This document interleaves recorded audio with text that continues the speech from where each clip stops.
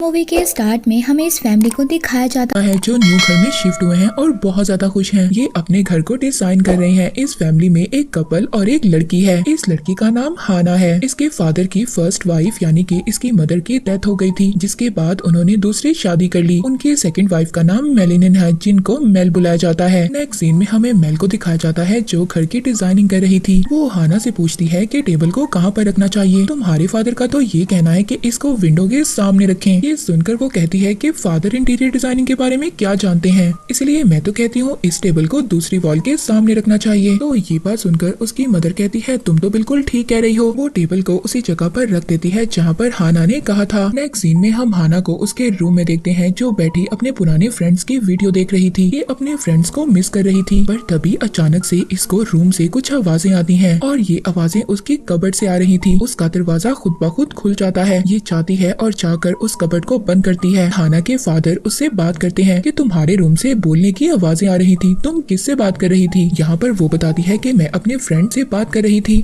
मगर इसके फादर को इसके फ्रेंड से मिलना जुलना बिल्कुल भी पसंद नहीं था। इस बात पर उसके फादर उसको डांट देते हैं। हम देखते हैं हाना के पास एक टेडी बियर भी था जो हाना को आई लव यू कहा करता था, मगर जब हाना रूम में जाती है तो ये देखती है ये टेडी बियर नीचे गिरा हुआ था। ये उस टेडी बियर को हर बार उठाकर ऊपर रखती है, मगर जितनी बार भी ये रूम में जाती है वो टेडी बियर नीचे ही गिरा हुआ था। इसको ये सब चीजें घर में बहुत ज्यादा अजीब लग रही थी। तभी हम देखते हैं कि ये रात को अपनी कैट के साथ सो रही थी, तो अचानक से इसका कोई ब्लैंकेट खींचता है। ये डर जाती है और रूम से बाहर आ जाती है। तभी ये उस टेबल को देखती है जिस पर इसका ये कहना था कि इस टेबल को विंडो के पास नहीं बल्कि वॉल के पास होना चाहिए, मगर अब ये टेबल विंडो के ही सामने पड़ा हुआ था। ये देखकर वो कहती है नाइस ट्राई पापा, आपने बहुत अच्छी कोशिश की टेबल को दोबारा से विंडो के सामने कर। इसको ऐसा लग रहा था कि इसके फादर ने टेबल को विंडो के सामने किया है और अब ये दोबारा से उस टेबल को वॉल के सामने लगा देती है। अब अचानक से इसको अपनी कैट की आवाज आती है। इसकी कैट बाहर थी। ये शोर मचा देती है और ये शोर सुनकर इसके पेरेंट्स भी जाग गए थे। ये अपने पेरेंट्स से जल्दी से डोर का कोड पूछती है और डोर ओपन कर अपनी कैट को अंदर लाती है। ये बताती है कि इसकी कैट बाहर थी, इसलिए ये डोर ओपन करने का कोड पूछ रही थी। इसके बाद इसके पेरेंट्स तो चले जाते हैं, मगर वो टेबल जो इसने वॉल की तरफ किया था वो दोबारा से विंडो की तरफ आ गया था। ये देखकर ये बहुत ज्यादा हैरान हो गई थी। नेक्स्ट डे इसके फादर इसको गैराज में लेकर जाते हैं जहाँ पर इस घर में पहले रहने वाले लोगों का सामान पड़ा था। इसके फादर का ये कहना था कि अभी तुम बाहर नहीं जा सकती अपनी प्रीवियस मिस्टेक की वजह से। इसके फादर कहते हैं कि अपने टाइम को यूज करो और यहाँ से तुम अपनी पसंद की वैल्यूएबल चीजें ले सकती हो। हाना अपने फादर के जाने के बाद उन सब चीजों को देखने लगती है, जबकि दूसरी तरफ हम इसकी मदर को देखते हैं जो घर में एक आदमी के साथ थी।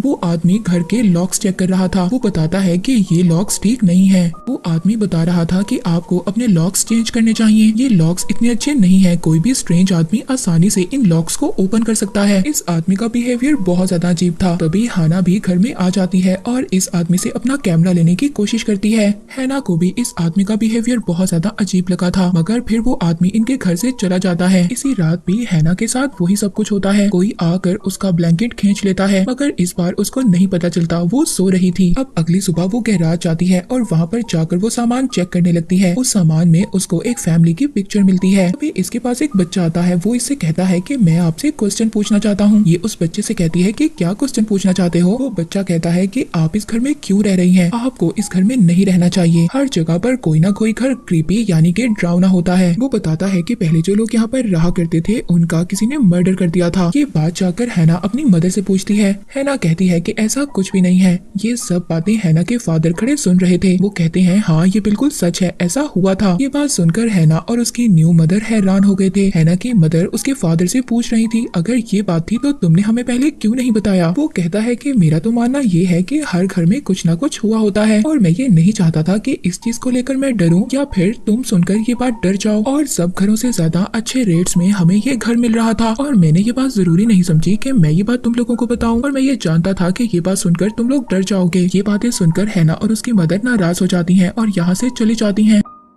हैना को देखते हैं जो न्यूज सुन रही थी। उसी फैमिली के बारे में बताया जा रहा था कि कैसे उस फैमिली की डेथ हो गई। इसमें उनकी बेटी रुबेका के बारे में बताया जा रहा था। उसकी डेड बॉडी उसकी मदर के रूम से मिली, जबकि उसके फादर को लटका दिया गया। रुबेका फोटोग्राफर बनना चाहती थी। न्यूज में हैना उस लड़की की पिक देखती है। उसमें देखती है कि उसने एक नेकलेस पहना हुआ था और वो नेकलेस अभी भी हैना के रूम में था। वो नेकलेस इसको उनके सामान से मिला था। तभी हैना को अपनी कैट की आवाज आती है। ये आवाज स्टोर रूम से आ रही थी जिसकी तरफ तरफ स्टेयर्स जाती थी तो स्टेयर्स खुद से ओपन हो जाती हैं। ये उन स्टेयर्स पर चढ़कर स्टोर रूम के अंदर चली गई थी। तभी ये देखती है इसके पास कोई खड़ा है, जैसे कोई सांस ले रहा हो। ये बहुत ज्यादा डर जाती है, ये चीखती है। इसके पेरेंट्स भी इसकी आवाज सुनकर इसके पास आ गए थे। ये अपने फादर को बताती है कि ऊपर कोई था। इसके फादर कहते हैं कि तुम टेंशन मत लो, मैं चेक करता हूँ। जब वो चेक करने जाते हैं तो ऊपर तो कोई भी नहीं था। ये आकर कहते हैं हैना ऊपर तो कोई भी नहीं है। हैना के फादर कहते हैं कि मैं जानता हूँ, जब से हैना ने वो मर्डर वाली स्टोरी सुनी है तब से ये ऐसा बिहेवियर कर रही है और इसीलिए मैं नहीं चाहता था कि इस बात के बारे में तुम लोगों को पता चले। इस बात पर हैना के फादर नाराज होकर वहाँ से चले जाते हैं। हैना जब अपने रूम में आती है तो रूम में आकर वो देखती है उसका टेडी बियर गायब था। इसकी वो कबर्ड जो बार बार खुल जाती थी वो भी खुली हुई थी। ये जाकर उस कबर्ड को बंद कर देती है। अब ये फिर से उन लोगों का सामान चेक करने लगती है गैराज में जाकर। तभी ये अपनी साथ वाली नेबर को देखती है और उसके घर में जाकर यहाँ पर रहने वाली पहली फैमिली के बारे में पूछती है। वो बताती है यहाँ पर जो फैमिली रहती थी जिसका मर्डर हुआ, उनकी बेटी काफी नाइस थी और साथ ही में उस आदमी की वाइफ भी बहुत अच्छी थी, पर मैं कभी उनके घर नहीं गई। वो कहती है कि मैं भी उसको वेव कर दिया करती थी,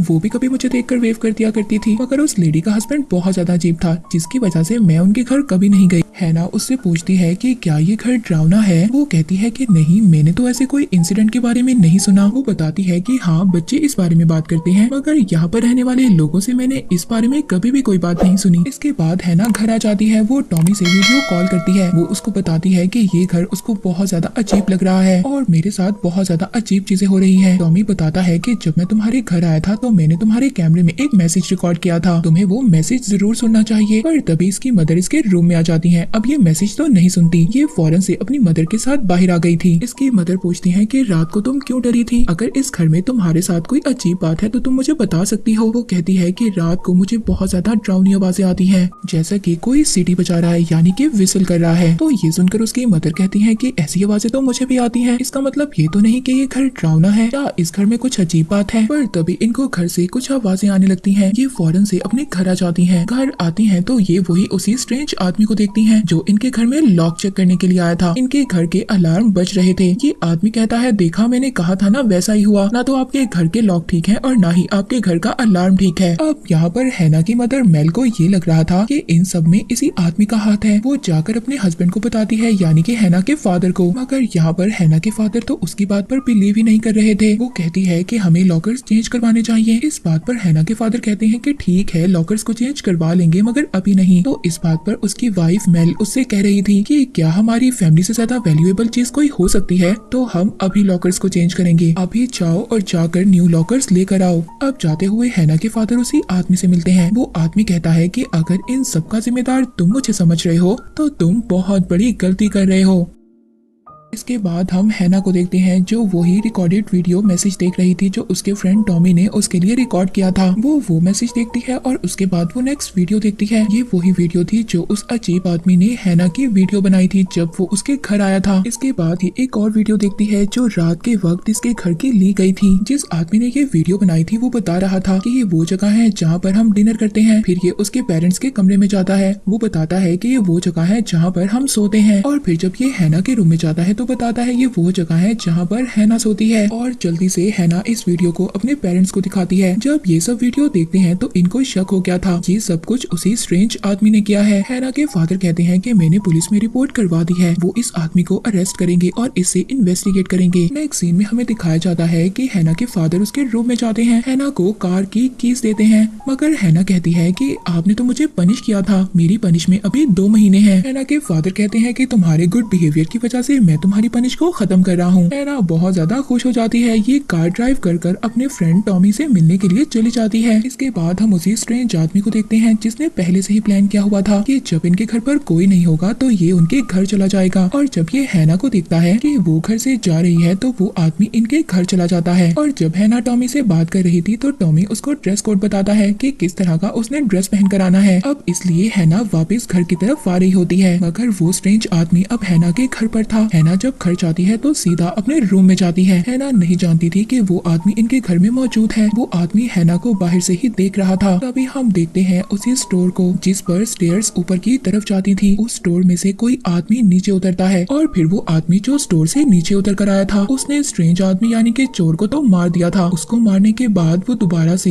हैना के किचन में जाता है। वहाँ पर वो फ्रिज ओपन करता है और मिल्क पी जाता है। इसका मतलब ये था कि ये आदमी ऐसे ही उतरता रहता था और खा पी कर वापिस चला जाता था और ये आदमी इन्हीं के साथ रह रहा है। मगर हैना और इसकी फैमिली अभी भी इस आदमी के बारे में कुछ भी नहीं जानते थे। नेक्स्ट डे हम देखते हैं हैना जब गैराज में होती है। टॉमी गैराज में आता है और उसे डरा देता है। हैना टॉमी को लेकर घर के अंदर आ जाती है क्योंकि घर में उसके पेरेंट्स नहीं थे। मगर वो आदमी जिसने पहले आदमी को मारा था वो आदमी जो स्टोर रूम में रहता था वो टॉमी को देख रहा था। अब जब हैना के पेरेंट्स उसके घर आ जाते हैं हैना टॉमी को कहती है जल्दी से छुप जाओ। ये उसी कबर्ड में उसको छुपने का कहती है जो अक्सर खुल जाया करती थी और फिर वो खुद अपने पेरेंट्स से मिलने के लिए चली जाती है। पीछे हम टॉमी को देखते हैं जिसको वो ही आदमी मार देता है। इस आदमी ने दूसरा मर्डर कर दिया था और वो मर्डर था हैना के लव्ड वंस फ्रेंड टॉमी का। नेक्स्ट डे हैना के पेरेंट्स को घर से बाहर जाना था और हैना घर में अकेली थी। हम देखते हैं कि कोई इसकी ड्रिंक में कुछ मिला रहा है। ये उस ड्रिंक को पी जाती है और बेहोश हो जाती है। अब वही आदमी हैना को उठाकर रूम के अंदर ले जाता है जिसने 2 मर्डर किए थे। वो हैना को रूम में ले जाकर उसके साथ सो जाता है। जब हैना उठती है तो उसके फादर उसे डांटते हैं, उसे दोबारा पनिश करते हैं कि तुमने दोबारा से ड्रिंक क्यों पी।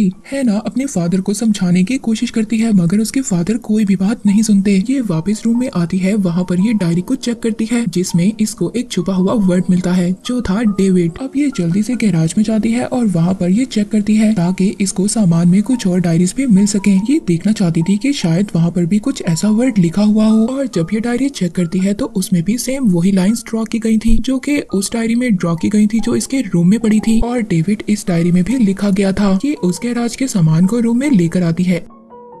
इसमें कुछ रिपोर्ट्स भी थी जो कि एक पेशेंट की थी। उसको एक ऐसी बीमारी थी कि उसको बाहर निकलने से डर लगता था। वो सोशल नहीं था और अब ये दोबारा से इस घर में रहने वाली फैमिली की पिक देखती है। इसको समझ आ गई थी कि इस पिक्चर में 3 लोग खड़े हैं और चौथा आदमी वो जिसको पीछे विंडो के बंद किया गया ये वही आदमी होगा जिसको बाहर निकलने से डर लगता था। ये बात जाकर ये अपने पेरेंट्स को बताती है कि इस घर में जो फैमिली रहती थी जिसका मर्डर हुआ इनकी फैमिली में एक और मेंबर भी था जो कि बीमार रहा करता था। वो कहती है वही आदमी था जिसने इस फैमिली का मर्डर कर दिया था और अब यही आदमी हमारे साथ भी इस घर में छुपकर रह रहा है और इसीलिए हमारे साथ इस घर में बहुत अजीब चीजें हो रही हैं। अब इस बार इसके फादर इसकी बातों पर यकीन कर लेते हैं। रात को हम हैना को देखते हैं जो किचन में थी। ये ग्लास से देखती है कि अलमारी से कोई निकल रहा है। ये बहुत ज्यादा डर गई थी। ये आराम से पीछे की तरफ देखती है मगर कोई भी नहीं था। ये बहुत ज्यादा डर गई थी। ये चिल्लाने लग जाती है। तभी इसके पेरेंट्स भी इसके पास आ गए थे। ये कहती है मैंने उसी आदमी डेविड को देखा, वो इसी घर में है। ये जल्दी से पुलिस को कॉल करते हैं मगर तभी डेविड स्टोर रूम से बाहर निकलता है और हैना के फादर पर अटैक कर देता है। ये उससे फाइट कर रहे थे पर तभी वो स्ट्रेंज आदमी हैना के फादर को स्टोर रूम में खींच कर ले जाता है मगर तभी वहाँ पर फौरन से पुलिस आ जाती है और आकर इसके फादर को बचा लेती है। तभी हम एक बॉडी पुलिस के पास देखते हैं। सबको ऐसा लग रहा था कि वो डेविड ही है और वो मर चुका है और अब शायद इनके घर में कोई भी नहीं है, ये सेफ है। मगर ये लोग फिर भी इस घर से शिफ्ट करना चाहते थे। पर तभी हम देखते हैं हैना जब अपने रूम में पैकिंग कर रही थी तो ये अपने फ्रेंड टॉमी को कॉल करती है। इसको अभी तक ये नहीं पता कि उसका मर्डर हो चुका है और ये उसको कॉल कर इसलिए इन्फॉर्म करना चाहती थी कि कहीं उसका भी मर्डर ना हो जाए। और तभी जब ये उसको कॉल करती है तो आवाज इसकी कबर्ड से आती है यानी कि टॉमी का सेल इसकी कबर्ड में पड़ा था और देखते ही देखते उस पेशेंट ने टॉमी को भी ऊपर की तरफ खींच लिया था और हैना को बांध दिया गया था। उसके पेरेंट्स उसे ढूंढ रहे थे। बार बार हैना अपने पाँव जमीन पर मार रही थी। उसके पेरेंट्स ने हैना की आवाज को सुन लिया था। वो ये समझ गए थे कि हैना इस दीवार के पीछे है और जब इसके पेरेंट्स को ये पता चल गया था कि हैना दीवार के पीछे है तो वो पेशेंट डर गया था। जब वो थोड़ा साइड पर होता है तो हैना अपने हाथ छुड़वा लेती है। ये पूरा स्टोर रूम एक रूफ टॉप की तरह था। ये पूरे घर पर फैला हुआ था। ये इतना तंग था कि इससे बाहर जाने का रास्ता भी हैना नहीं जानती थी। हैना आहिस्ता आहिस्ता आगे बढ़ रही थी। उसके पेरेंट्स को भी इस स्टोर का रास्ता नहीं मिल रहा था। उसकी मदर उसको ढूंढने की कोशिश कर रही थी। घर में ऐसे बहुत सारे खुफिया रास्ते थे जिनके बारे में वो पेशेंट ही जानता था। हैना की मदर मेल ने उसको देख लिया था। वो उसको बाहर आने का कहती है, मगर उस पेशेंट ने हैना के सामने ही उसकी मदर को मार दिया था। तभी हैना के फादर आते हैं और उसको वहाँ से निकाल लेते हैं। वो पेशेंट पीछे से आकर हैना के फादर पर भी अटैक कर देता है। अब हैना के फादर की भी डेथ हो गई थी। हैना इस घर से बाहर निकलने की कोशिश करती है। वो घर के दरवाजे के पास थी पर पेशेंट पीछे से उस पर अटैक कर देता है। हैना चाकू से उसको मार देती है और आगे की तरफ बढ़ती है ताकि वो घर का दरवाजा खोल सके, मगर वो ये नहीं चाहता था क्योंकि वो बाहर निकलने से डरता था। इसीलिए वो हैना को पीछे से पकड़ लेता है। हैना दरवाजा नहीं खोल पाती, पर तभी हम देखते हैं वो एकदम से हैना के ऊपर गिर जाता है और उसको मार देता है। और इसी तरह हैना की फैमिली भी पिछली फैमिली की तरह गायब हो जाती है। इनके बारे में भी किसी को कुछ भी नहीं पता चलता कि इनके साथ हुआ क्या था। और इसी के साथ ये मूवी यहीं पर एंड हो जाती है।